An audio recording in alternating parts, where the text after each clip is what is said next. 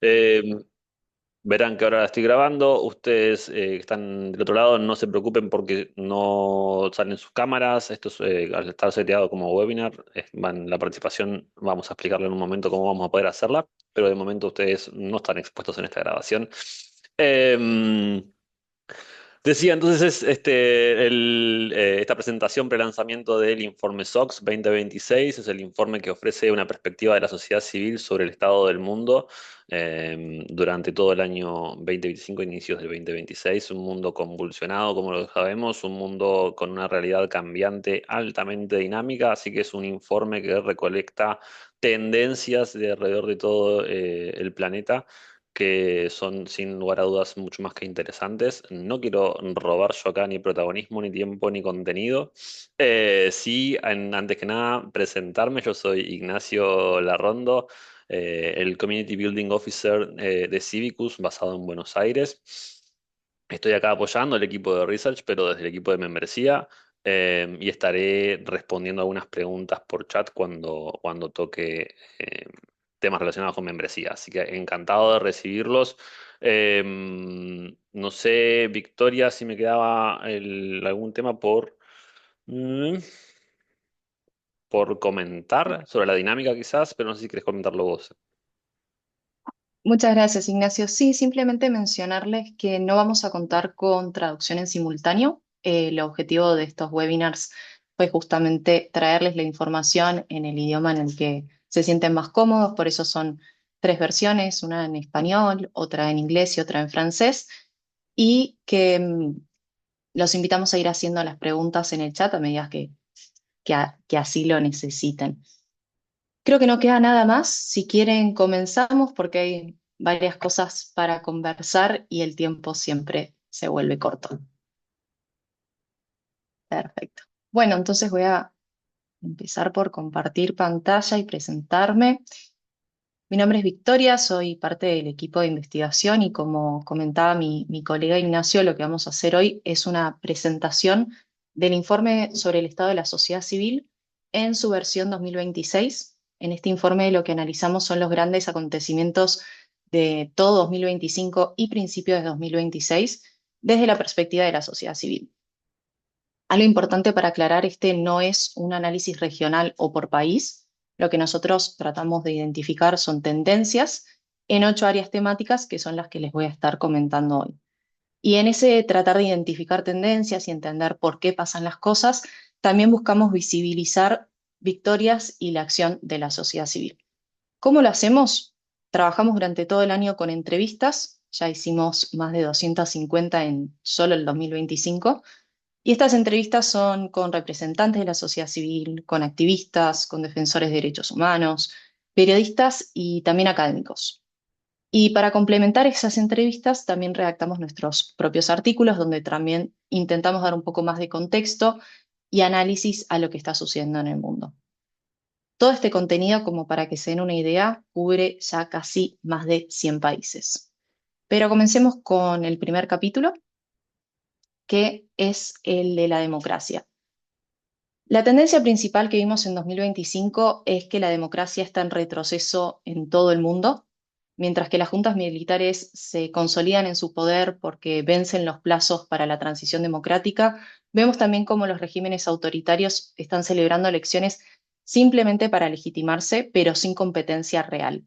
Y aquellas democracias que considerábamos consolidadas, en realidad solamente le están dando lugar a que populistas de derecha lleguen al poder. Ante esto, existen mecanismos de defensa de la democracia, pero han llegado a un punto crítico. Vemos cómo los golpes de Estado, las tomas de poder, las elecciones fraudulentas tienen cada vez menos resistencia de la comunidad internacional. Si a esto le sumamos que Estados Unidos ha desmantelado todo lo que es la ayuda exterior a principios del año pasado, todos estos mecanismos que existían para proteger y fortalecer la democracia se han debilitado. Me imagino que muchos de los que están acá presentes se vieron afectados por esto y les toca muy de lleno. ¿Cuáles son las consecuencias de todo esto? Que vemos más restricciones al espacio cívico, más leyes de agentes extranjeros como la de Nicaragua, que Winston nos estará comentando después en el panel, hay más restricciones a las protestas y mayor represión transnacional. Aún así, a pesar de que la represión es sistemática, la sociedad civil sigue siendo el principal baluarte frente al autoritarismo, monitoreando elecciones, combatiendo la desinformación, documentando los abusos de poder y los abusos de derechos humanos y saliendo a la calle cuando es necesario. Todo esto nos indica que incluso cuando la democracia ya está retrocediendo como práctica o como sistema, sigue perdurando como una aspiración en lo que es la sociedad civil. 2025 fue también el año del avance tecnológico. Todos hemos escuchado hablar de la inteligencia artificial más de una vez el año pasado, pero a medida que avanza la tecnología, también avanzan las tecnologías de vigilancia y de reconocimiento facial. ¿Por qué se da esto? Porque vemos cómo oligarcas tecnológicos, como puede ser Elon Musk, empiezan a acumular un gran poder y lo usan de forma irresponsable. Vemos cómo estos oligarcas se están alineando con líderes autoritarios y hasta apoyando públicamente a movimientos extremistas. Como consecuencia directa de esto, vemos más atrocidades en los conflictos, de vuelta se cercena el espacio cívico y los que estaban excluidos ahora están más excluidos. ¿Por qué sucede esto? Vemos por un lado que la tecnología está avanzando rápidamente, pero la normativa, es decir, las regulaciones, no le siguen el ritmo. Los estados prefieren no regular por miedo a perder sus ventajas económicas y militares, y como consecuencia, la inteligencia artificial y todas estas tecnologías que les vengo mencionando empiezan a amplificar los discursos de odio, la desinformación, se empiezan a utilizar para vigilar a la sociedad civil, también se han usado para crear listas de objetivos militares y hasta también hemos visto casos de cómo la inteligencia artificial permite la pornografía deepfake que tiene como víctimas principales a las mujeres y a las niñas. Ante esto, la sociedad civil está liderando una campaña en pos de que la tecnología se use de manera responsable. No estamos buscando que se prohíba, todos la utilizamos de cierta manera, pero deben haber ciertos estándares globales que garanticen esta protección de los derechos humanos en materia tecnológica. Todo este trabajo también lo está complementando con iniciativas de verificación de datos durante las campañas electorales, litigando en los casos que las empresas tecnológicas esté comprobado que están amplificando los discursos de odio o que están contribuyendo a la desinformación en conflictos y también denunciándola por justamente su complicidad en los conflictos. En el 2025, las Naciones Unidas cumplió 80 años y fue también el año en el que fue sometida a una crisis sin precedentes. Por un lado, vemos que los estados más poderosos están abiertamente defendiendo sus propios intereses, aunque esto signifique pisotear las normas internacionales, y esto simplemente porque las reglas no les son, no están a su favor. Les doy algunos casos.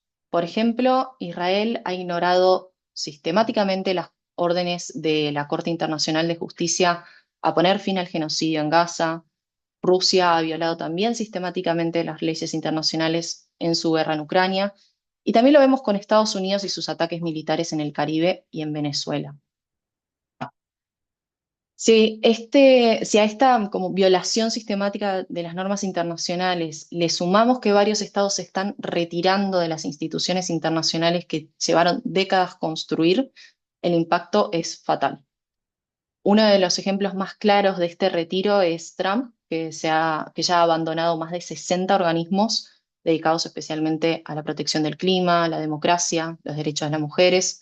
Y en los casos en los que no se ha retirado, sí ha recortado drásticamente el apoyo financiero, lo cual tiene como consecuencia que estos organismos de derechos humanos no pueden cumplir con sus funciones. Paralelamente, se están creando nuevas organizaciones o nuevos grupos, como puede ser la Junta de Paz, lo cual lo que nos muestra es que los estados se retiran cuando no están de acuerdo con las instituciones internacionales y crean instituciones paralelas que les benefician. ¿Cuál es la consecuencia de esto? Que se erosiona ese principio que conocíamos que las normas internacionales se aplican a todos por igual. Es en este momento tan decisivo que las Naciones Unidas está por seleccionar a su nuevo líder. Lamentablemente es muy probable que el candidato termine siendo débil y de consenso por cómo son los procesos de selección de los líderes de Naciones Unidas, en los cuales los estados más poderosos tienen el derecho a veto, pero la sociedad civil está pidiendo porque sea una secretaria general mujer y feminista. De esto les estará contando un poco más Viviana en su presentación. Pero lo que busca la sociedad civil es que sea una persona comprometida con la Carta de las Naciones Unidas. También busca la reforma del Consejo de Seguridad para que haya más miembros y que se limite el derecho a veto. También el fortalecimiento del Consejo de Derechos Humanos y pide que la participación de la sociedad civil, es decir, cuando se le incluye en los debates, no sea de manera simbólica, sino que sea sistemática.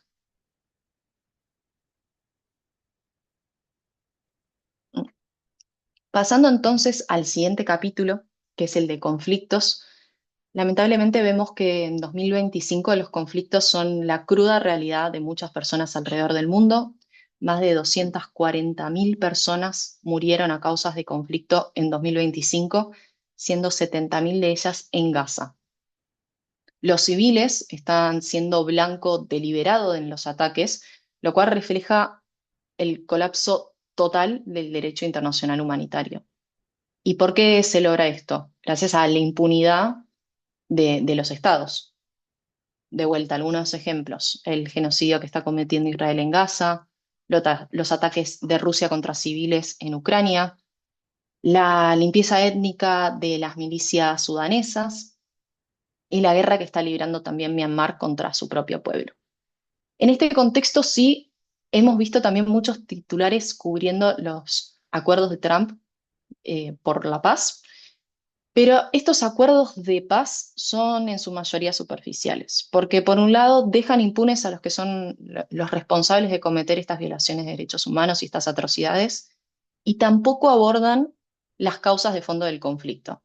Y es más, si empezamos a revisar un poco cuáles son los verdaderos motivos detrás de estos acuerdos, vemos que son los beneficios materiales, ¿no? Por ejemplo, la especulación inmobiliaria en Gaza, las concesiones mineras en el Congo y el acceso al petróleo en Venezuela, que Guillermo Miguelena lo tenemos también parte de nuestro panel, les estará contando un poco más al respecto.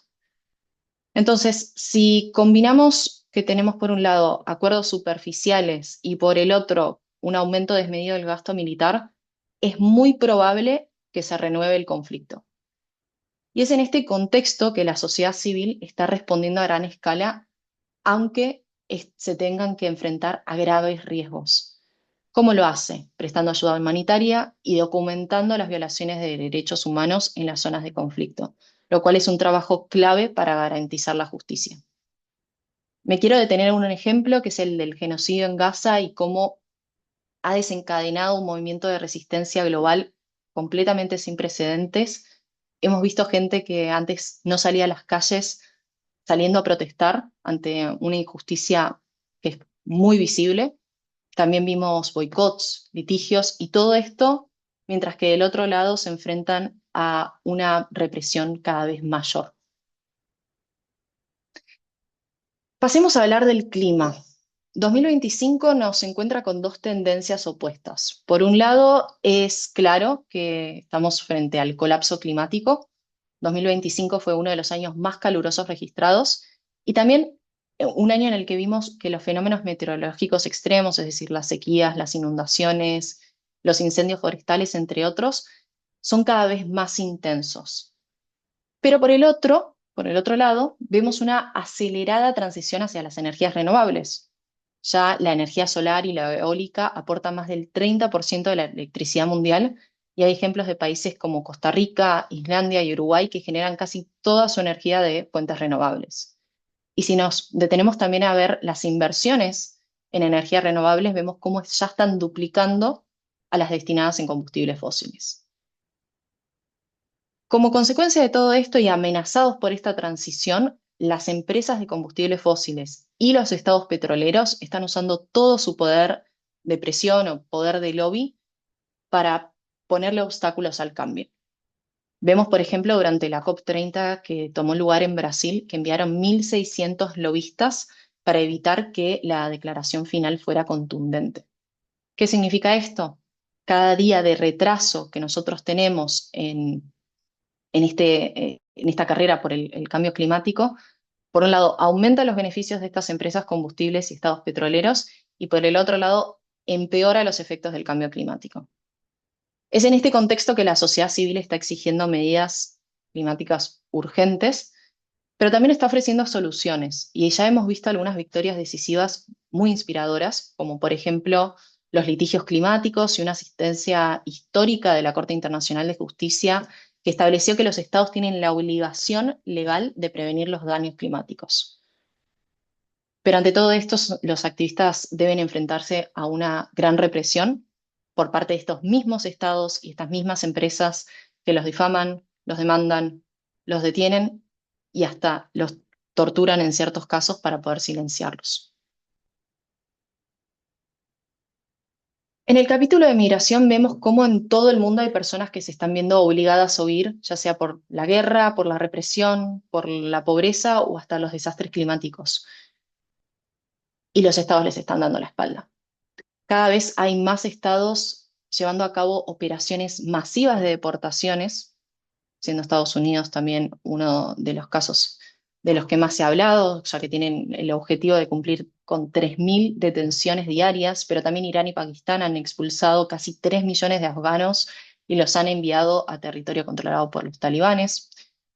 Los estados también están externalizando la gestión de la migración, lo vemos mucho en los estados europeos. Un ejemplo claro es el de Italia con Albania, en el cual los estados lo que hacen es sus tareas de vigilancia de las fronteras o el procesamiento de las solicitudes de asilo se la delegan a un tercer estado o hasta también envían a las personas migrantes a estos países, aunque no se les pueda garantizar su seguridad. En definitiva, lo que estamos viendo es cómo se está bloqueando el acceso al asilo simplemente por conveniencia política. Ante esto, la sociedad civil se está organizando y lo está haciendo de manera coordinada, y ya vemos algunas victorias también muy inspiradoras. Entre ellas está el caso de España, que regularizó a los migrantes indocumentados. En el panel la tenemos a Valeria Méndez de Vigo, que ya va a estar comentando al respecto. Pero no es el único caso, también lo vimos en Tailandia, que concedió derechos laborales a los refugiados de Myanmar, tribunales de varios países que han bloqueado las deportaciones express, miles de personas saliendo a las calles a protestar, y en Estados Unidos vimos cómo las comunidades mismas son las que protegen a las personas y obstaculizan sus detenciones. Ante todo esto, bueno, no podemos negar que las políticas restrictivas han ganado terreno y lo que antes era impensable se está convirtiendo en lo habitual. Pero sin esta resistencia de la sociedad civil, el retroceso hubiese sido mucho mayor, y están haciendo un trabajo muy importante en cuestionar esta normalización de lo extremo.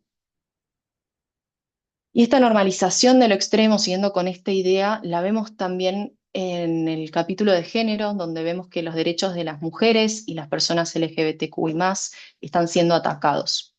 Muchos estados están presentando el concepto de igualdad como una amenaza para la familia, para los niños, para la tradición o hasta la identidad nacional. Estados Unidos ha marcado esta agenda y de vuelta con el recorte al financiamiento la ha propagado por todo el mundo, pero no es el único país. Lo hemos visto también en Burkina Faso y en Trinidad y Tobago, que han criminalizado las relaciones entre personas del mismo sexo.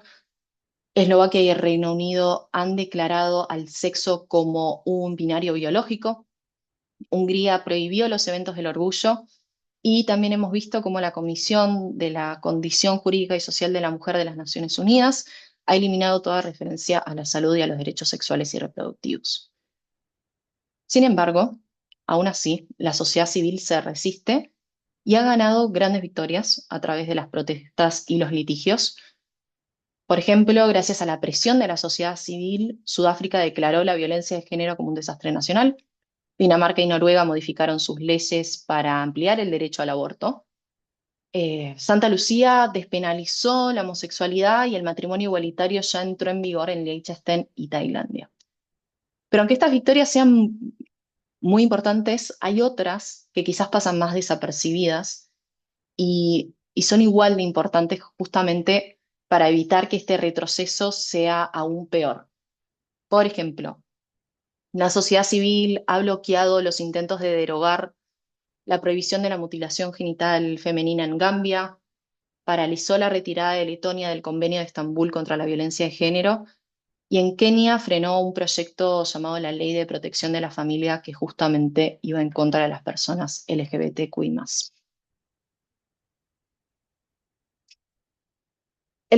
Para ir dando un cierre al reporte, la esperanza en 2025 viene de la mano de los jóvenes.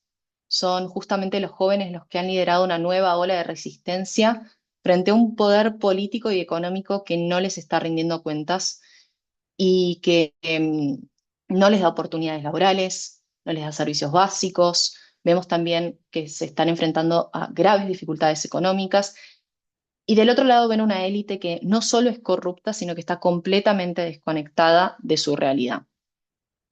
Algunos detonantes que han llevado a los jóvenes de la llamada generación Z a las calles en 2025 fueron, por ejemplo, los cortes de electricidad y agua en Madagascar, o la prohibición al acceso de las redes sociales en Nepal, o hasta las inundaciones en Filipinas.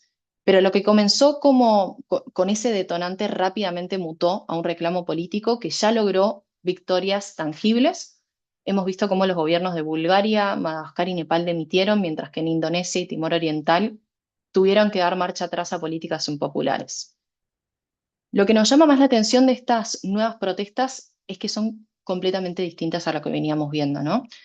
Ya no es que tienen un líder o un portavoz, sino que son sumamente descentralizadas y el liderazgo es más colectivo y están haciendo un uso muy estratégico de las redes sociales y aprovechando esta globalización y esta conexión que tenemos hoy en día para compartirse tácticas entre sí. Ante todo esto, la respuesta predominante de los estados fue la violencia, haciendo uso de la fuerza y hasta en ciertos casos de la fuerza letal, deteniendo masivamente a los manifestantes y torturándolos. Pero al final la represión en muchos casos terminó siendo contraproducente porque en lugar de sofocar estos movimientos, en muchos casos los terminó intensificando, como pueden ser los casos de Indonesia, Madagascar y Nepal. Y ahora sí, como para ir cerrando, hay tres ideas que me gustaría dejarles a modo de conclusión. Sí, por un lado, la democracia, los derechos humanos, el medio ambiente y el orden internacional están siendo atacados de manera sistemática y a través de varios frentes. ¿Y por qué sucede esto? Por y gracias a que el poder no rinde cuentas a sus ciudadanos, se está excluyendo cada vez más a la sociedad civil y a los grupos que ya eran excluidos ahora lo son más. Y lo que está generando es que estos conflictos que vemos proliferen, ¿no? No encontramos una solución real a los conflictos. Pero aunque estas crisis son reales y son muy importantes, lo que demuestra nuestro informe también es que la sociedad civil resiste. Y esta resistencia ha crecido en todo el mundo, ya sea a través de las protestas, de los litigios, de la solidaridad, y tiene como líder o como gran fuerza de cambio a la generación Z. ¿Qué les queremos decir ante todo este panorama? Que para nosotros la sociedad civil, sí, por supuesto, debe adaptarse al nuevo terreno, pero justamente sin ceder terreno. ¿Y cómo lo puede hacer? Manteniendo la autonomía, arraigándose en las comunidades y aprendiendo y compartiendo buenas prácticas a nivel internacional.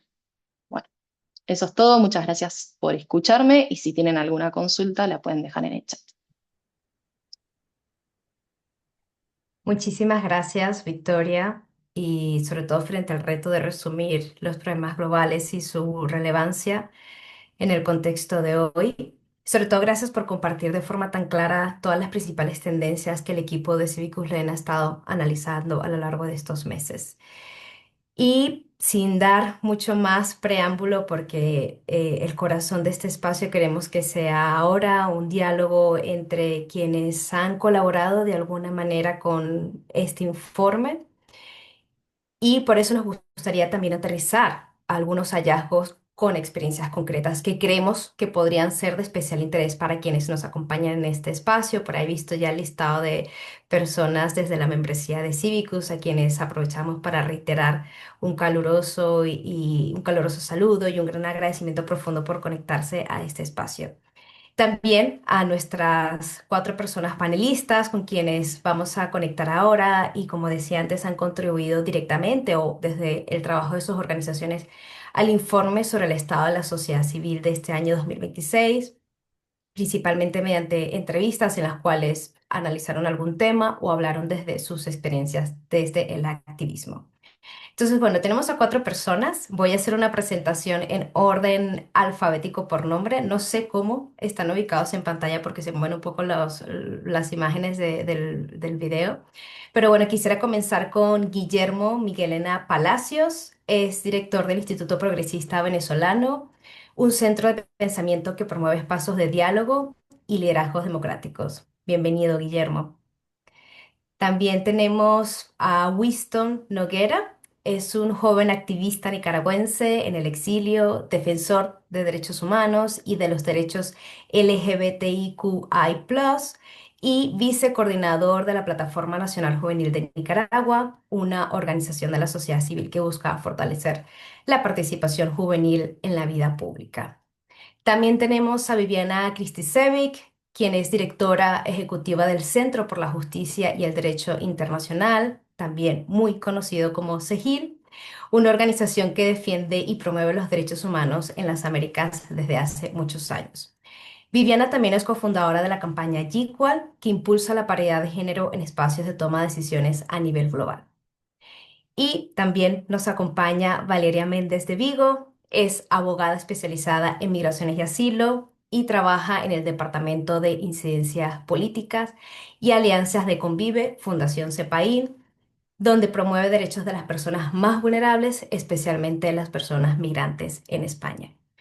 Y ahora sí, finalmente me presento yo, que soy Ana María Palacios, soy la investigadora del Civicus Monitor para las Américas y seré quien facilite este espacio, pero sobre todo el trabajo más difícil que voy a tener es mantenernos en los 40 minutos que tenemos para esta primera parte de diálogo, porque nos gustaría dedicar los últimos minutos, por ahí unos 15, 20 minutos, para que la membresía de Civicus pueda plantearnos sus preguntas, sus dudas, pueda integrarse también a la conversación.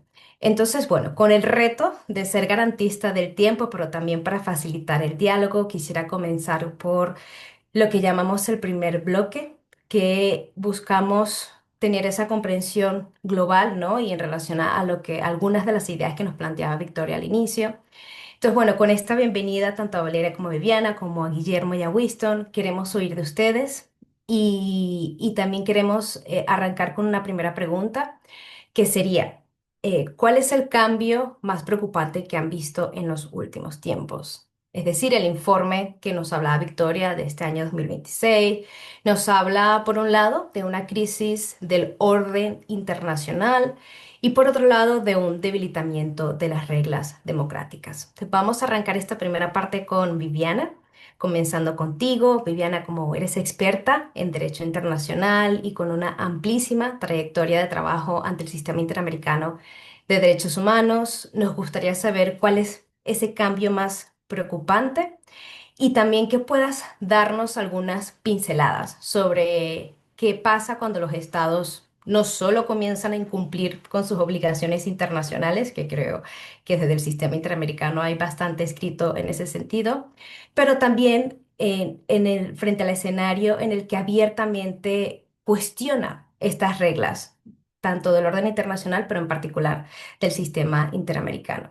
Y di una pregunta acompañada con esto que sería, ¿cuál sería esa capacidad real de exigir rendición de cuentas por parte de la sociedad civil en este escenario? Arrancaremos con un pequeño titular, Viviana, respecto a esto.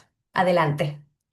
Un pequeño titular, ¿en 3 minutos o en 1 minuto? No sé, pero la verdad es que les agradezco muchísimo el informe, es fantástico, es muy interesante y muy profundo en varias áreas claves y además nos presenta un panorama maravilloso, una hoja de ruta para el futuro también. Creo que la preocupación mayor que nosotros tenemos es la interacción de estas distintas dinámicas, ¿no? Que se dé la erosión del orden internacional junto con erosión de los espacios democráticos, lo que nosotros llamamos como esta triple tenaza de acoso a la sociedad civil con homicidios, leyes, limitaciones de recursos y discurso estigmatizante, que nos ponen en una situación muy compleja en la región, por todo lo que ya ha dicho Victoria. Pero creo que en el momento de pensar en la rendición de cuentas y en lo que implican todas estas dinámicas para el movimiento de derechos humanos, para sociedad civil, para la ciudadanía movilizada en la región, no tenemos que entrar en la desolación, porque los avances se dan también en función de la capacidad de empujar y no tener resistencia. Y creo que ese llamado a la resistencia es importante. Y el llamado a un análisis más agudo acerca de cuáles son las alianzas nacionales e internacionales y los espacios que podemos utilizar para apalancar cambios, apalancar resistencias, cristalizar avances. Y no lo digo de una manera vacua, creo que los estados no son heterogéneos, las organizaciones internacionales no son heterogéneas, la sociedad civil, o sea, no son homogéneas, son heterogéneas y tenemos muchas veces espacios para generar dinámicas de contrapoder, ¿no? Entonces hay que poner un ojo en algunas de estas para evitar retrocesos, para cristalizar algunos de los avances y para posicionar temas. Creo que la discusión sobre la Secretaria General de Naciones Unidas es uno de esos espacios de avance positivo que tenemos. El ejemplo de lo que hicimos desde sociedad civil con la opinión consultiva de la Corte Interamericana sobre emergencia climática, por ejemplo, en la que muchísimos nos movilizamos para traer un montón de temas y generar nuevas herramientas para defender derechos humanos y utilizar el marco de derechos humanos para responder a la emergencia climática, es otra de estos ejemplos. Y creo que se vienen varios debates clave en la región en los que vamos a tener que ponernos a pensar cómo defendemos a nivel nacional y regional algunos de estos espacios. Y creo que uno de los que más me preocupa a mí en particular es el tema de los embates actuales desde distintos espacios al sistema interamericano y que estamos a puertas de elecciones en las que en año y medio se va a renovar la mitad de la Comisión y la Corte Interamericana. Muy interesante, Viviane. Muchas gracias por traernos ese panorama regional e internacional, ¿no? En esas dos dimensiones, sobre todo por lo que ha configurado y sigue configurando el sistema interamericano para la protección de quienes defendemos derechos humanos en la región. Siguiendo en el ámbito internacional, nos pasaríamos a una temática que tiene que ver con una dimensión internacional muy importante, como son las migraciones y la movilidad humana en general. Y una de las cuestiones que queremos traer ahora tiene que ver con cómo precisamente estos dos temas siguen siendo abordados desde un enfoque de securitización en vez del marco de derechos humanos. Y por eso quiero darte el espacio, Valeria, para plantearte, sé que desde tu organización trabajan por una sociedad inclusiva e intercultural que garantice el pleno acceso de los derechos de las personas migrantes. Y por eso nos gustaría saber cuál es, siguiendo con la dinámica de este panorama inicial, ¿no? En el marco global, cuál es ese cambio más preocupante de los últimos meses y también conocer cómo se están viendo estas tensiones con el derecho internacional en materia migratoria y en especial qué nos dice esto sobre la salud de las democracias en el corazón de la propia Unión Europea, con democracias que consideramos como consolidadas. Pues muchísimas gracias, Ana, por la invitación y excelente informe. Yo creo que en el informe, claro, que estamos viviendo una transición de época, ¿no? No se trata solamente de una crisis geopolítica, sino que también es una crisis del marco normativo que sostuvo el orden internacional desde la posguerra. Yo creo que se ha expuesto con mucha claridad en el informe y se puede resumir en un debilitamiento clarísimo del multilateralismo, una primacía de la lógica de seguridad sobre la lógica de derechos y una normalización de medidas excepcionales en contextos democráticos. En migraciones esto se traduce sobre todo en algo muy claro, y es que la movilidad humana se gestiona cada vez más como una cuestión de contención en lugar de una cuestión de derechos. Este quizás sea el cambio más profundo. La verdad es que Europa no ha dejado de ser democrática, así, pero el contexto político sí que ha cambiado. ¿No? Ha habido un aumento de la polarización, hay una presión electoral de partidos anti-inmigración y una constante sensación de crisis permanente. Y eso también está empujando a muchos gobiernos a adoptar medidas cada vez más restrictivas. Yo diría que en muchas ocasiones hay una tensión creciente entre los valores que se predican desde Europa y las prácticas que se manifiestan. Y en el ámbito de las migraciones esto queda muy patente y se ha mencionado también en el informe, lo ha mencionado Victoria, externalización de fronteras, cuando hablamos de acuerdos con terceros países para contener los flujos migratorios y también cuando hablamos, y esto es un ejemplo clarísimo, del endurecimiento del sistema de asilo, ¿no? Estos son políticas evidentemente cada vez más restrictivas, incluso crueles, como señala el informe de Cívicos. Aquí la cuestión no es solo jurídica, es también política. Es que es verdad que cuando el derecho internacional y los derechos humanos comienzan a flexibilizarse en nombre de la seguridad, la democracia se debilita y pierde en calidad. Las democracias consolidadas, y esa es un poco la experiencia, no se erosionan de golpe, sino que se erosionan por una acumulación de excepciones. Ese es el verdadero peligro de lo que estamos viviendo hoy.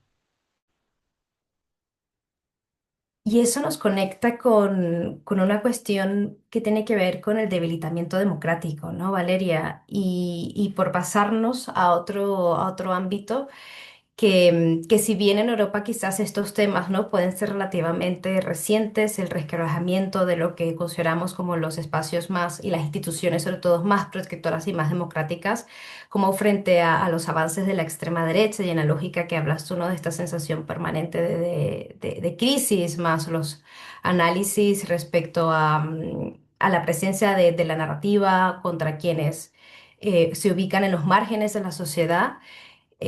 Sin embargo, y haciendo el paralelismo, estos debates alrededor de las regresiones democráticas en la sociedad y también dentro de la lógica de las instituciones, la podemos llevar a la región de las Américas, en donde tenemos un diagnóstico y una situación desde hace varios años en algunos países de, de profunda crisis democrática, ¿no? Entonces, para nosotros hablar de esa crisis democrática no es novedoso, podemos aportar quizás otras cosas a este debate desde otros lugares, ¿no? Desde la resistencia, incluso desde el exilio, que también va a ser uno de los temas que tratemos aquí. Y por eso queremos traer ahora dos países que no solo son el foco, pero que nos parecía que reflejaban muchas de las tendencias que queremos meter para este conversatorio. Y uno es Venezuela y el otro es Nicaragua. Entonces quisiera comenzar contigo, Guillermo, para arrancar con el caso de Venezuela, que sería entonces, ¿cuál es ese cambio más preocupante que han visto en los últimos tiempos? Sé que la pregunta en sí misma es un desafío. ¿Y cómo se siente esa erosión del derecho internacional? Si se percibe como un abandono, como un elemento de presión o algo más ambiguo. Guillermo. Ana María, muchísimas gracias por la invitación y a todo el equipo de Circus por el espacio. Mira, yo arrancaría con que hubo una reacción tardía de la comunidad internacional para abordar o cómo saber abordar el conflicto venezolano. En el caso de Venezuela, y me atrevo a decir hasta Nicaragua, se creaba el marco jurídico para ir contra la sociedad civil, para ir contra los partidos políticos, para ir con todo lo que representaba la oposición. Entonces ahí entra el debate entre lo legal y lo legítimo. Entonces ahí la comunidad internacional y los organismos no sabían realmente hacia dónde apuntar. Y eso a nosotros como sociedad civil nos costó muchísimo tiempo en denuncias, en decir qué era lo que estaba pasando, y siempre hubo como ese temor de no quebrar la ley cuando estaban perjudicando a la sociedad. Entonces, eso para nosotros fue como muy agotador y creo que esa experiencia nos permitió, bueno, avanzar y que la sociedad civil tomara un papel mucho más importante, no solo en el país, sino como una voz en el espacio internacional, en el concierto internacional. En mi experiencia también me tocó trabajar en Nicaragua y lo viví de la misma manera. O sea, con la oposición nicaragüense era el conflicto de que la comunidad internacional actuara rápido y tomara posturas. Entonces eso nos generaba un desgaste enorme. Sí, hay aquí esa conexión con la realidad que nos van a compartir Winston, evidentemente las formas y las intensidades que pueden ocurrir, ¿no? En diferentes contextos. Entonces, Winston, tú desde el activismo, desde el exilio, te planteo la misma pregunta. ¿Qué cosas, ¿no? Como cuáles son esos cambios que has visto recientemente, pero también cómo, qué cosas puedes hacer hoy que no podías hacer dentro de Nicaragua y que has perdido en el camino? Pues, a ver, yo creería que podría iniciar hablando sobre todo del fortalecimiento de las organizaciones de la sociedad civil en el exilio. Yo creo que este exilio supone serias dificultades que han llevado a las organizaciones a replantearse, pues, cómo nos estamos organizando. Y justamente esto nos llevó a coordinarnos mejor entre organizaciones de la sociedad civil, pues para que tuviésemos conexiones directamente con en donde estos terceros países de acogida, como es el caso de Costa Rica, donde habían presencias de muchísima gente nicaragüense, pues lo que hicimos es trabajar en conjunto con las organizaciones que estaban allá, que están más cerca de Nicaragua, y por otro lado las que estaban en España, junto con la diáspora, de tal forma que las acciones coordinadas de incidencia de las que hablo dieron oportunidad para que surgieran plataformas, alianzas, mesas de diálogo, que éstas se convirtieron en locutoras con los gobiernos donde residen. Y por otro lado, quisiera mencionar que también se generó condiciones para movilizarnos hacia la denuncia, de tal forma de que este nivel de denuncia de las arbitrariedades cometidas por el régimen se ha visto denunciada por diferentes espacios y a nivel internacional, por ejemplo, el Parlamento Vasco, o a través del acceso a mecanismos como los creados por el grupo de expertos en derechos humanos sobre Nicaragua, pues para nosotras desde la organización de la sociedad civil brindar pruebas para la elaboración de los informes, así como diferentes reuniones que se han sostenido con los gobiernos de España, de Chile y otros, de tal forma que la sociedad civil en el exilio ha desempeñado un rol importante como locutora ante la comunidad internacional. Por último, sobre las pérdidas, pues yo creería que las juventudes han perdido el derecho a la educación con el cierre de al menos 37 universidades. Esto lo documentó la Comisión Interamericana de Derechos Humanos y pues la eliminación del registro estudiantil de las juventudes. Junto a ello, la imposibilidad de apostillar los currículums académicos impiden el acceso a la homologación de estas calificaciones para continuar los estudios en el extranjero. Yo creo que esta forma de represión transnacional ha afectado a muchísimas juventudes, entre ellas yo. Entonces, estas tres cosas, el fortalecimiento de la sociedad civil y las redes, la denuncia y, bueno, por último, las pérdidas, el derecho a la educación. Muchas gracias, Winston, por traernos palabras, ¿no? Y nombrar de forma tan fuerte qué es lo que ha supuesto para ti, pero también colocar esto en lógica de reivindicaciones políticas y desde el marco de derechos humanos como una claridad, ¿no? En esas demandas de quienes están en el exilio y que el exilio, lamentablemente, cuando hablamos de la región de las Américas, no es una cuestión ni novedosa ni ajena en la región donde cada vez más las personas defensoras o periodistas se ven forzadas a ir a otros países para salvar sus vidas y para continuar su trabajo en la defensa de derechos humanos o para seguir informando. Y en este sentido, conectando este diálogo Nicaragua-Venezuela, precisamente las personas en Venezuela no han sido ajenas a esta realidad del exilio. Y con los recientes hechos del 3 de enero del 2026, específicamente la invasión militar de Estados Unidos a Venezuela, El país ahora está atravesando un nuevo periodo en la historia política.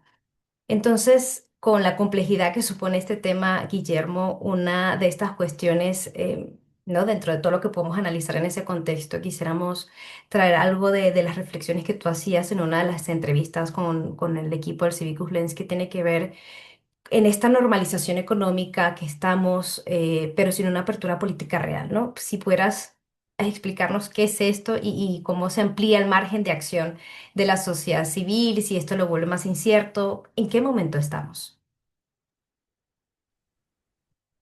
Hacer el esfuerzo de explicarlo en 2 minutos, pero desde los análisis que venimos realizando en el Instituto Progresista, coincidimos en que hoy no hay un proceso de transición democrática.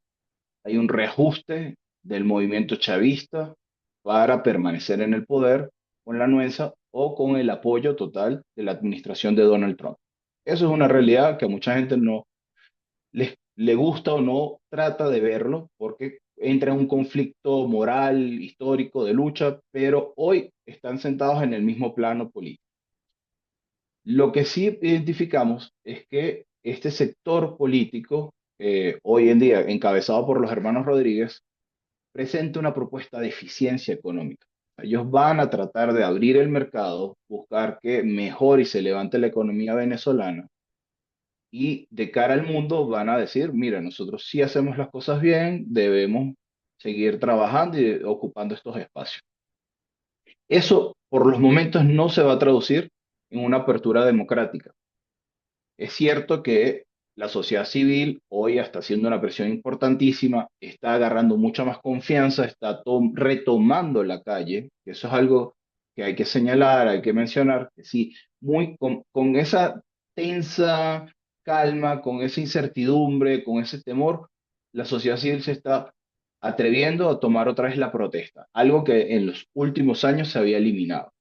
Entonces, hay señales de que puede haber cambio, es probable, no estamos seguros de que se den, pero hay que aprovechar el espacio y por eso el 1 de mayo va a ser un día importantísimo para que el movimiento sindical vuelva a marchar y a tomar su protesta, perdón, su protesta histórica y creo que todo el sector de la sociedad civil los va a acompañar. Sí, tema complejo, pero sobre todo muy agradecida porque atinaste completamente en el tiempo, menos de 2 minutos, así que, así que muy bien.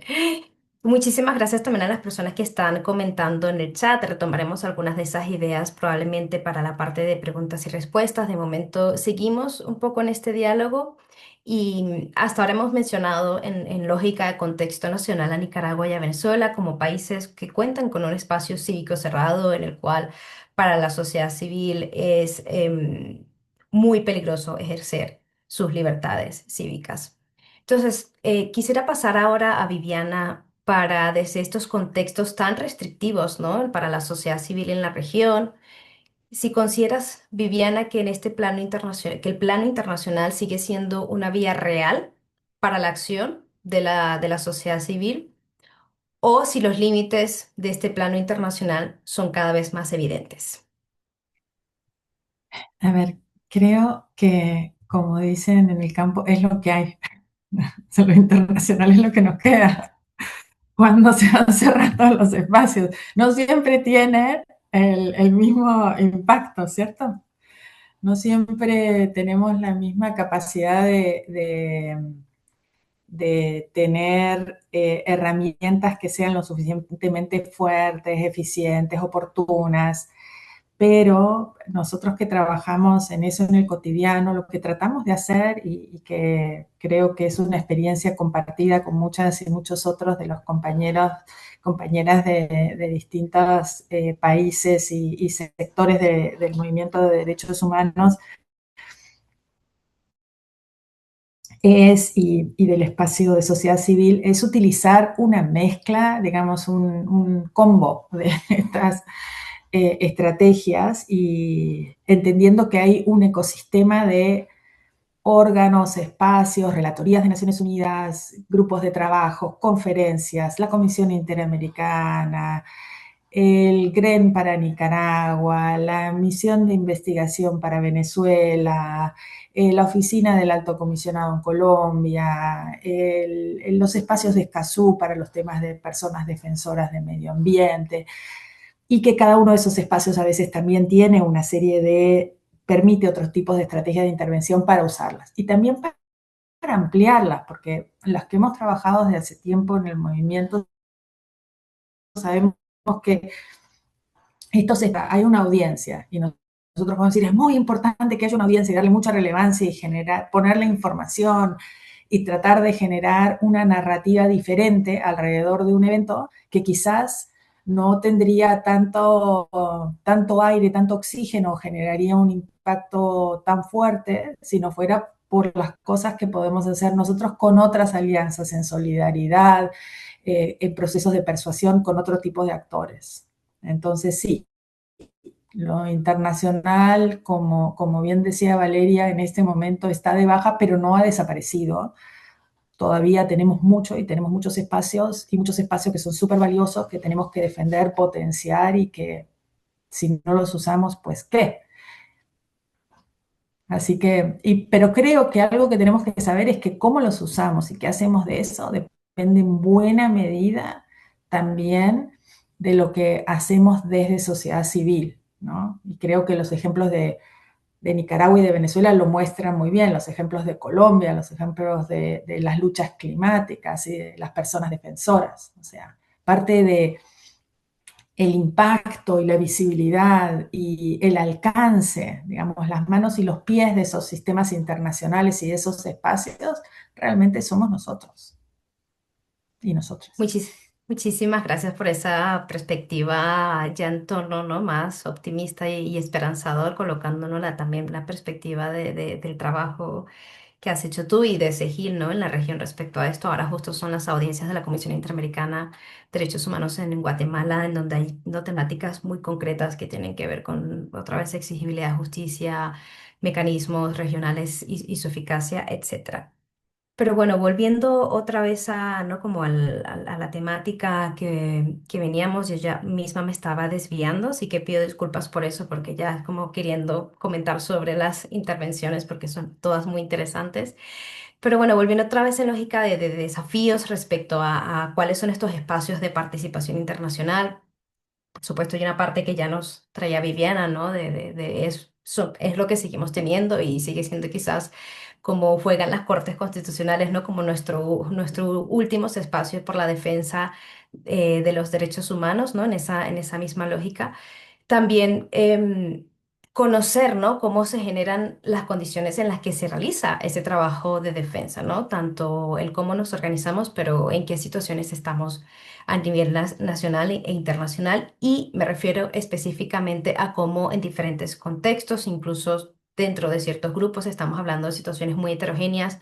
Pensando, por ejemplo, en juventud movilizada, personas LGBTIQI+, personas migrantes y activistas, como a la vez cuando usan esos espacios, cuando defienden derechos humanos, son presentadas por parte de autoridades estatales o de quienes detentan el poder en algunos países como una amenaza. En algunos casos son personas etiquetadas como terroristas o criminales simplemente por el ejercicio de derechos humanos. Entonces, como con esta perspectiva me gustaría que exploráramos cómo opera esta estigmatización, esta criminalización, pero también cómo podemos responder a ella, ¿no? Buscando desde la experiencia que tienen cada una de las personas que están aquí con nosotras hoy en el panel.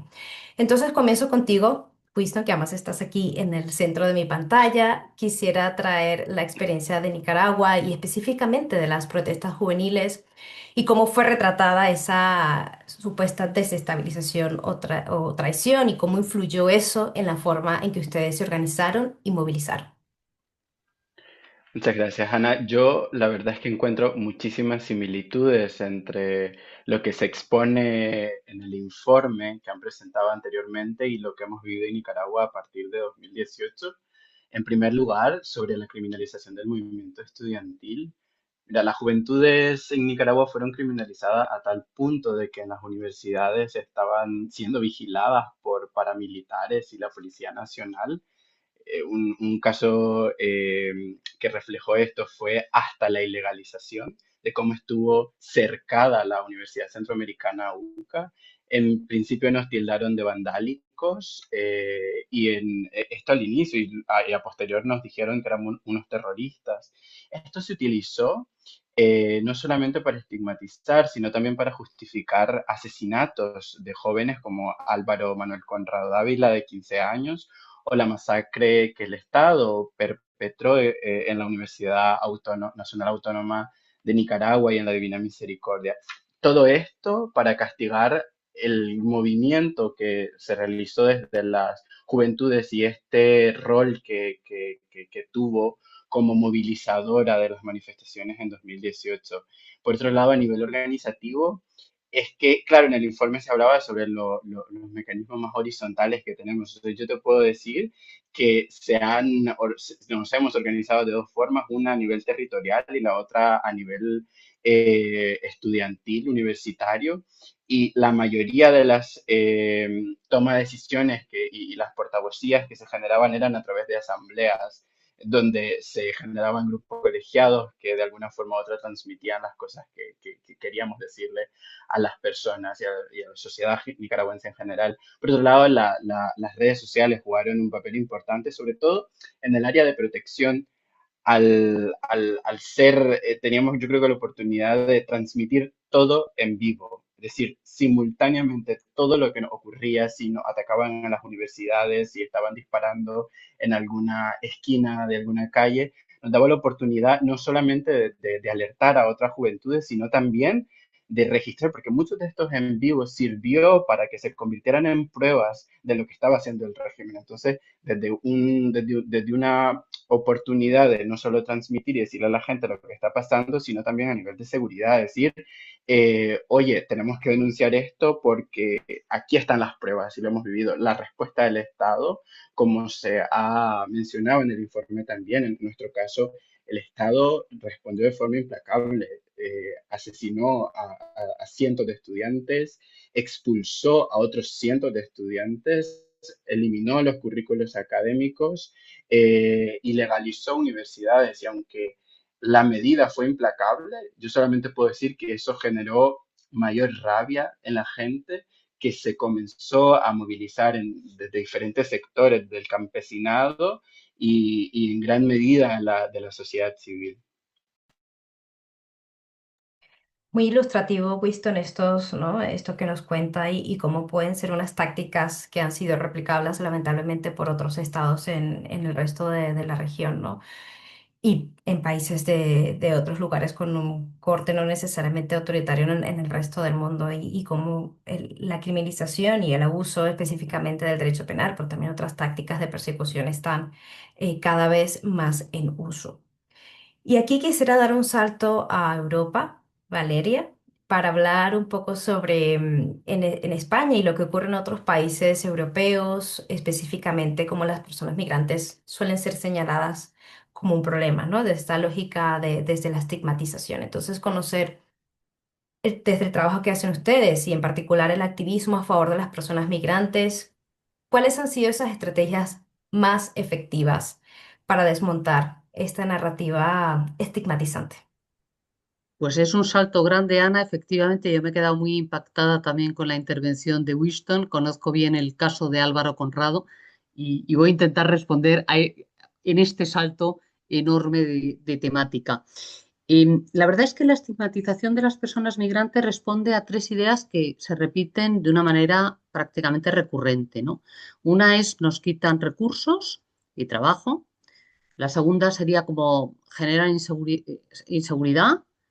Y la tercera sería son culturalmente incompatibles, nos integran, nos adaptan, etcétera. O sea, en torno a esas tres ideas, esos serían como, digamos, los marcos más estigmatizadores. ¿Qué es lo que pensamos que ha funcionado, que funciona desde mi organización Convive Fundación CEPAIM y también otras organizaciones sociales en diferentes iniciativas y campañas? Bueno, pues yo me voy a atrever a lanzar como cuatro elementos. Uno, el primero de ellos es cambiar el marco.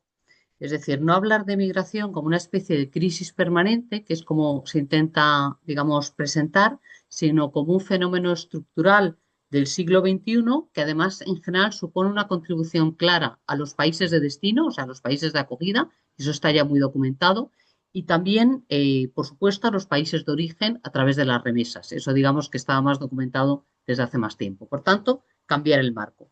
El segundo de los elementos es contar siempre con el liderazgo de las personas y colectivos migrantes. No hay nada que pueda suplantar, digamos, pues la voz de las propias personas y colectivos, ¿no?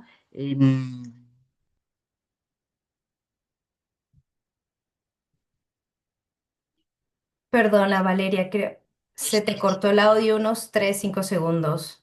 Sí, decía que es muy importante también contar con el liderazgo de las personas migrantes. Cuando las personas migrantes son las que hablan, las que narran sus luchas, sus vivencias, sus opiniones y también sus propuestas y soluciones, la narrativa cambia por completo. El tercer elemento es construir lo que nosotros llamamos alianzas improbables. Y es que lo que hemos comprobado también en diferentes campañas es que cuando diferentes organizaciones sociales, sindicatos, colectivos migrantes, autoridades, empresas, muchas veces incluso también alianzas improbables, coinciden en que la inclusión es necesaria, también cambia por completo el relato, la narrativa, ¿no? Y luego, en cuarto lugar, pues aportar evidencia y aportar humanidad. Y los datos son importantísimos. Yo soy una friki de los datos. A mí los datos me parecen fundamentales, pero también lo son los relatos, ¿no? Los datos por sí solos no cambian los imaginarios, ¿no? Entonces, es importante no solamente desmontar los discursos de odio, sino también ocupar el espacio público pues con narrativas sólidas y creíbles. Y aquí, de nuevo, pues yo creo que contando con el liderazgo de las propias personas migrantes.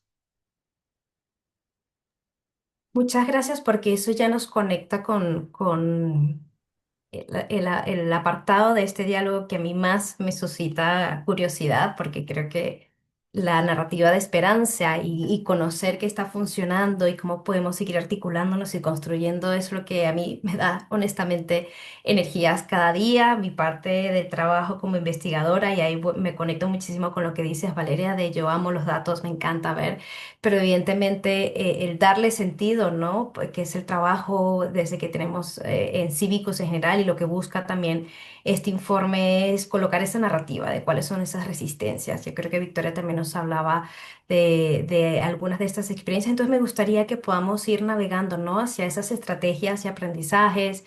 Y evidentemente a pesar de este panorama tan difícil, ¿no? No podemos desconocer la realidad misma, es decir, parte del trabajo de documentación, de análisis y el marco en el que trabajamos no deja de ser complejo, no deja de darnos dificultades, no deja de darnos muchos dolores de cabeza, pero a la vez este informe sobre el estado de la sociedad civil del año 2026 también nos documenta unas historias maravillosas de resistencias, de cómo nos vamos adaptando, cómo innovamos. Y quisiera cerrar entonces preguntando qué estrategias de la sociedad civil están funcionando. Me gustaría comenzar contigo, Viviana, como desde una lógica mucho más global, ¿no? Y en este contexto del debilitamiento del multilateralismo, ¿qué tipo de incidencia internacional está logrando resultados concretos, aunque sean parciales o lentos, ¿no? Siguiendo la lógica de, bueno, es lo que nos queda. Sí, pero creo que hay cosas maravillosas que hemos logrado y que seguimos logrando, no solo en lógica de resistencia, sino en cristalizar avances y en empujar algunas causas. Y eso creo que lo tenemos que poder ver, ¿no? En un panorama bastante dinámico y complejo em, y en el que no tenemos todas las de ganar, pero bueno, somos 8 billones de personas, los poderosos son mucho menos que nosotros y nosotras, y, y creo que la organización, el trabajo, la incidencia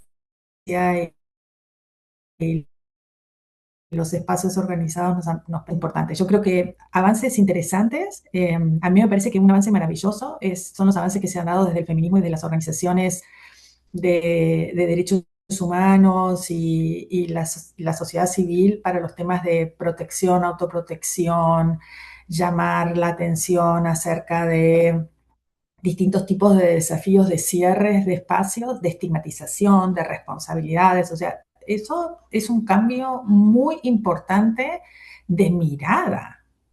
Eh, y eso no se da solo, tiene consecuencias grandes de sensibilización y de cambiar discursos y situaciones.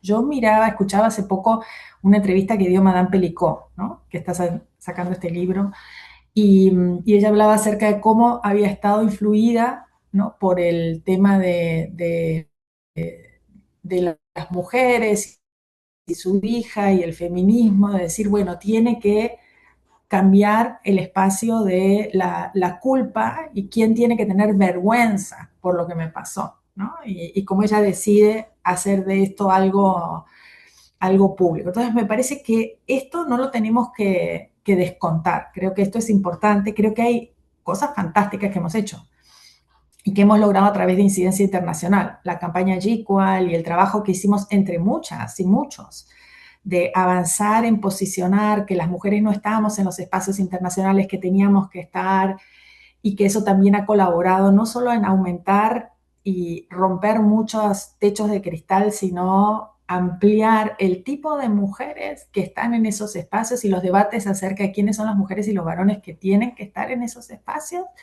las consecuencias que eso tiene para las discusiones sobre la Secretaría General de Naciones Unidas son muy importantes. Creo que ahí hay lecciones interesantes de lo que se puede lograr y también oportunidades claves ahora, ¿no? Porque desde América Latina se supone que vamos a poner el próximo secretario o secretaria general.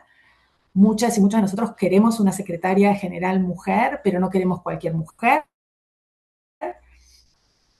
Queremos una mujer comprometida con la dignidad, con los derechos, con la igualdad, con la paz, y hay un espacio para discutir impresiones. Por ejemplo, el GIEI de Honduras, que nosotros habíamos tratado que se investigue el caso de Berta Cáceres hace 10 años cuando la asesinaron, y tuvimos que hacer algo desde sociedad civil que se llamó el GAIPE, y esperamos muchos años hasta que hubo un gobierno que permitió que la Comisión Interamericana genere un grupo de investigación. Lo que ha logrado ese GIEI de Honduras para esclarecer lo que todos nosotros creíamos que era parte de la historia, de las complicidades económicas,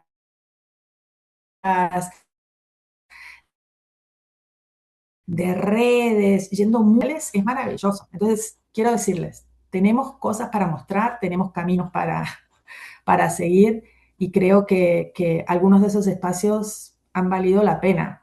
Hemos logrado cosas significativas. Yo coincido completamente contigo, Viviana, y creo que me quedan como dos máximas, ¿no? De lo que dices desde, ¿no? Desde el pensamiento feminista crítico, que es lo que no se nombra no existe. Yo creo que las feministas en los espacios internacionales hemos empujado por todo eso que cuentas, hemos empujado también por que se reconozcan diferentes formas de violencias diferentes, más allá de, evidentemente, el reconocimiento de las violencias sexuales, pero ir más allá, violencias reproductivas, etcétera, y un largo etcétera. Así que te agradezco muchísimo porque también es un recordatorio y es una rendición de memoria de nuestras antecesoras y hacia dónde queremos ir. Entonces, muy, muy inspirador y muy motivador en ese sentido, y también como pensar, bueno, sí. Nos quedan pocos reductos en términos ¿no? de lo que habíamos vivido en las últimas 2 o 3 décadas de cara a los sistemas internacionales, pero es verdad que cada vez somos más estratégicas en cómo queremos denominar las cosas y qué dimensiones tienen en cuanto a los daños, pero también en cuanto a esas reparaciones mucho más transformadoras. Entonces, ahora ya me voy quedando yo sin tiempo porque soy la que va quitando el tiempo a todas las demás personas que van a intervenir, pero es que está siendo muy interesante y muy apasionante todos estos temas, y como siempre tenemos que ir ya comenzando a cerrar. Entonces me paso otra vez, doy un salto muy grande, Valeria. Y es llevar estas discusiones al ámbito europeo, donde, bueno, ciertamente predominan estas narrativas estigmatizantes, narrativas sobre las personas que emigramos, porque yo soy una persona que emigró a España. Entonces también como desde esa conexión y desde también reconocer todos los méritos que ha supuesto y todas las estrategias de resistencia que el movimiento antirracista en España ha tenido y cómo ha logrado en los últimos años unas mini victorias, ¿no? Y como 700.000 firmas de personas que creímos que una iniciativa legislativa podía tomar un efecto muy concreto y cambiar la vida de muchas personas. Entonces, como también con esa inspiración y esa forma de decir, con una firma de una persona, puedes, ¿no? cambiar y volver a ese punto en el que la participación ciudadana juega un espacio tan importante a pesar de esta narrativa tan estigmatizante que hay hacia las personas migrantes. Entonces, bueno, con esto en contexto, preguntarte, en España se ha impulsado un proceso de regularización reciente. Ya yo di algunas pistas, espero que me perdones por haber dado un antecedente a tu respuesta, pero bueno, quería escuchar de tu parte, qué ha hecho posible ese logro. Pues no, no, muchas gracias, Ana, de haber adelantado un poquito la respuesta. La verdad es que en un contexto europeo como el actual, el que, como hemos hablado, se caracteriza por unas políticas migratorias restrictivas y una hostilidad creciente hacia las personas migrantes, pues embarcarse en un proceso de regularización no es algo menor. En realidad es ir bastante contracorriente, ¿no?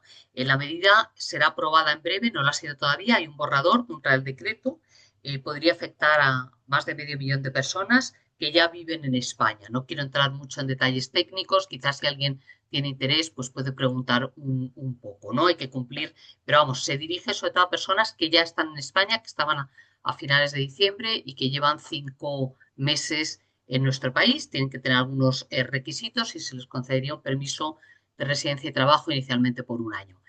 ¿Cómo se ha producido esto? ¿Cuáles han sido los factores que han contribuido? Hay muchos, ¿eh? Pero bueno, yo diría fundamentalmente cuatro.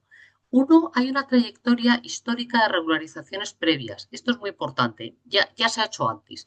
Es decir, desde los años 90 se han producido seis regularizaciones y además bajo gobiernos de diferente signo. Cada una tiene sus propias particularidades, todas son diferentes, pero en fin, digamos que se había producido antes ya y la última se produjo en el año 2005, como digo, bueno, pues hace ya más de 20 años, ¿no? Con el gobierno del presidente Rodríguez Zapatero. Esta sería, por tanto, la séptima regulación. Pero vamos, ya existían, por tanto, antecedentes. Dos, pues la segunda de los factores o de los motivos fundamentales ha sido precisamente el que ha señalado, la presión organizada de la sociedad civil.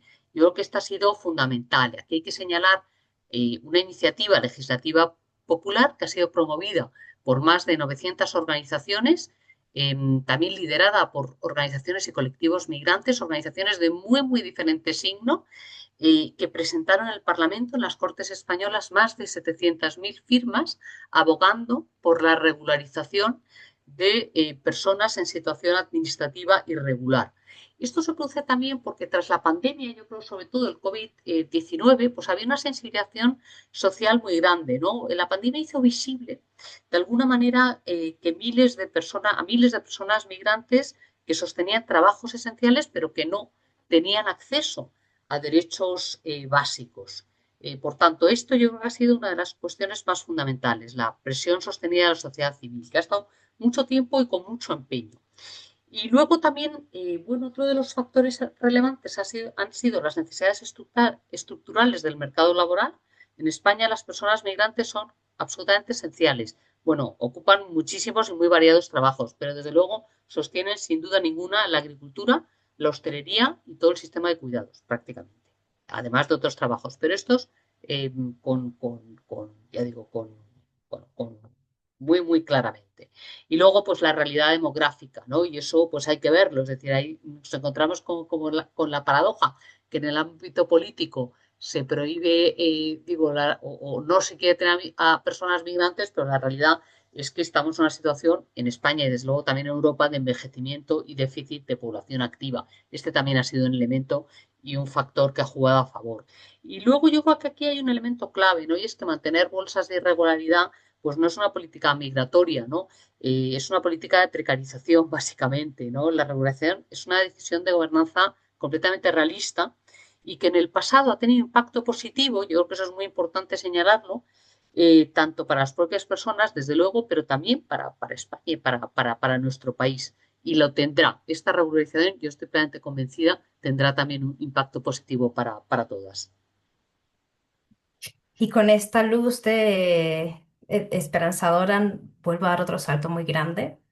Y quería plantearte, Guillermo, si mañana, esto es un escenario hipotético, vámonos a la utopía máxima, pero bueno, si mañana se abre una ventana de oportunidad democrática plena en Venezuela, ¿está preparada la sociedad civil y qué tendría que hacer para aprovecharla? Yo creo que sí. O sea, en estos últimos años la sociedad civil le ha tocado asumir responsabilidades que no son natural de ella, sobre todo luego de que el régimen atacara, eliminara o tratara de eliminar a los partidos políticos. La sociedad civil asumió esas tareas, asumió esas protestas, se organizó de una manera increíble dentro de un contexto completamente adverso, limitado de recursos, limitado de espacio. Entonces, esa maduración que ha tenido la sociedad civil, yo creo que sí le permite avanzar. En ello, creo que, ¿sabes?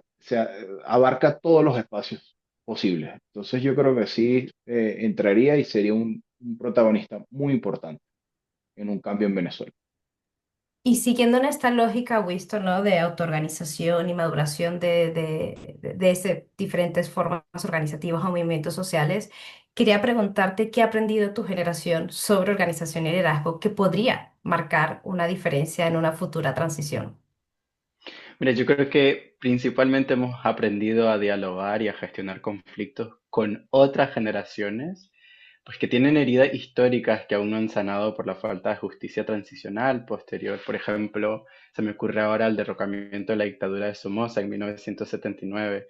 Esta generación, la que derrocó a Somoza, tomaron las armas y pusieron su cuerpo para defender la patria y tenían una consigna: patria libre o morir. En contraste, mi generación, la generación Z, tenemos de lema patria libre para vivir, porque decidimos que esta revolución no iba a ser violenta, que no íbamos a tomar las armas, que esto que íbamos a hacer era de forma pacífica pues de transformación social, porque nos reconocemos así como personas sujetas pacíficas y que, claro, en torno a ello, nuestras mayores movilizaciones fueron en las universidades y también a través del arte.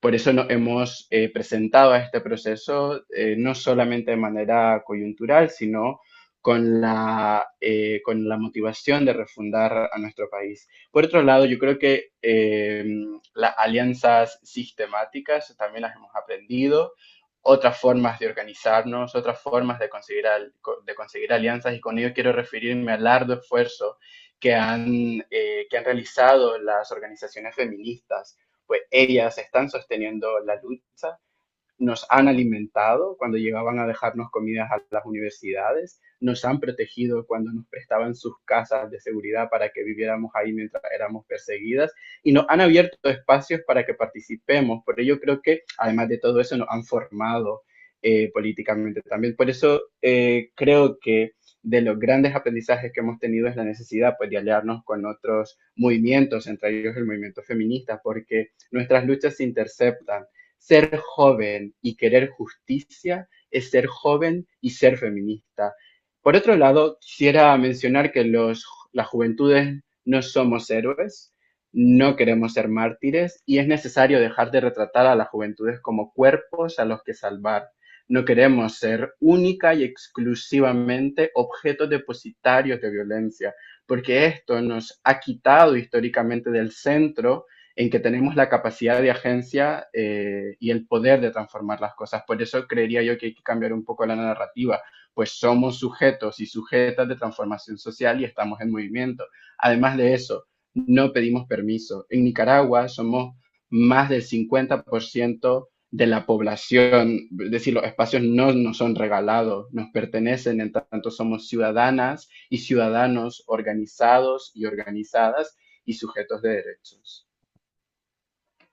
Bueno, yo comienzo a ver varias intervenciones representando muy bien lo que supone esa resistencia feminista desde diferentes lugares y momentos, ¿no? La centralidad del tema de los cuidados como tanto como parte de, ¿no? Ese sistema reproductivo en el que estamos insertadas todas las personas en las sociedades en las que vivimos, pero también como desde una lógica de protección y cuidados, ¿no? Frente a espacios de represión también es necesario y juega parte importante del trabajo de protección y de acompañamiento en las luchas sociales y por la defensa de los derechos humanos en general. Con esto ya nos quedan los últimos 10 minutos, lamentablemente, para ir cerrando este espacio que para mí personalmente ha sido muy interesante, muy agradecida con ustedes por compartir tanta sabiduría, por hacernos llegar otras formas de hacer, de estar en contextos de restricciones al espacio cívico y de regresión democrática. Y entonces antes de pasar a las preguntas, mientras hacemos el trabajo detrás de escena de reorganizar lo que nos han ido compartiendo cada una de las personas miembros de Cívicus, em, quiero pedirles un último esfuerzo, que es que me digan en una frase, sin explicar, una frase solamente.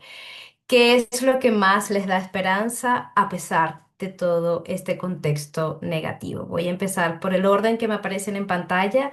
Empezaría por ti, Valeria.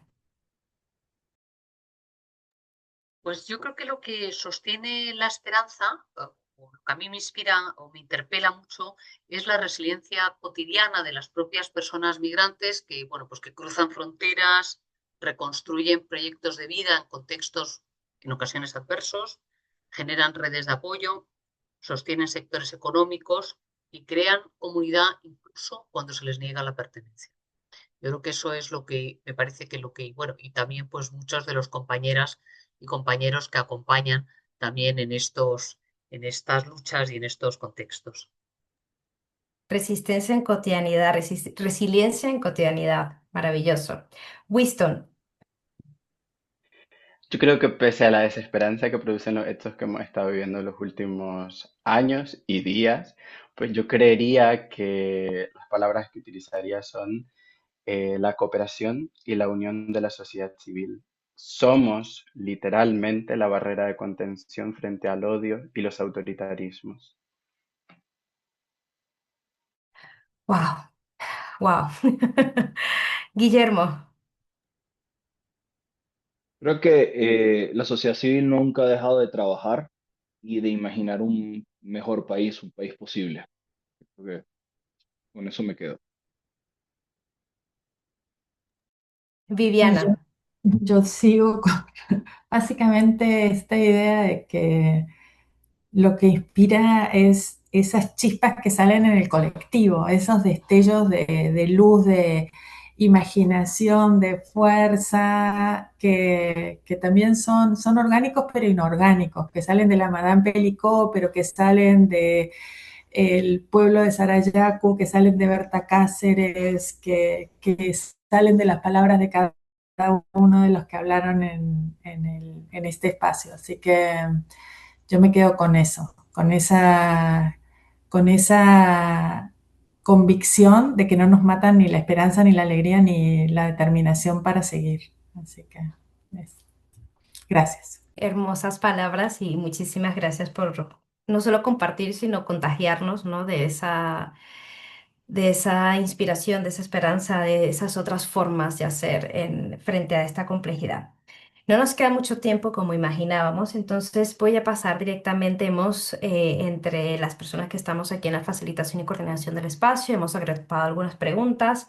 Vamos a hacer solamente una pregunta general que aglutine otras, porque quisiéramos dejar unos últimos minutos para también algunos anuncios desde la membresía. Entonces, la pregunta es para todas las panelistas, que sería, ¿qué, qué propuestas se están planteando para hacer frente a la crisis de sostenibilidad en la sociedad civil más allá de resistir? Voy a empezar por Guillermo. Yo creo que o sea, ya estamos como acostumbrados como sociedad civil a estar en este contexto adverso. Ya son 26 años de una lucha en la que poco a poco fuimos perdiendo espacios. Entonces, eso no creo que nos frene hoy en día, más bien es como el reto de demostrar que la sociedad civil aguantó, superó estas barreras y ahora puede poner en marcha sus ideas. Creo que se abre un camino o se está forzando a que se abra ese camino y, y esta misma sociedad civil va a a ser un ente de presión, va a ser un actor importante y va a ocupar espacios de toma de decisión. Sí, creo que lo veo yo. Viviana. Sí, muchos ángulos a la pregunta de sostenibilidad y de la pertinencia del trabajo de sociedad civil. Creo que parte de la sostenibilidad va a venir de un cambio de parte de las estrategias, mantener algunas de las estrategias, pero cambiar otras para entender que estamos en otro panorama, que en otro panorama de algunos tipos de recursos, pero no de otros. Creo que tenemos que seguir sumando y pensando y que la solidaridad y las ideas son una parte fundamental de nuestro. Siempre pienso que además hay que litigar, hay que hacer incidencia, hay que usar, digamos, las herramientas que tenemos para otros, para generar otros espacios de sostenibilidad.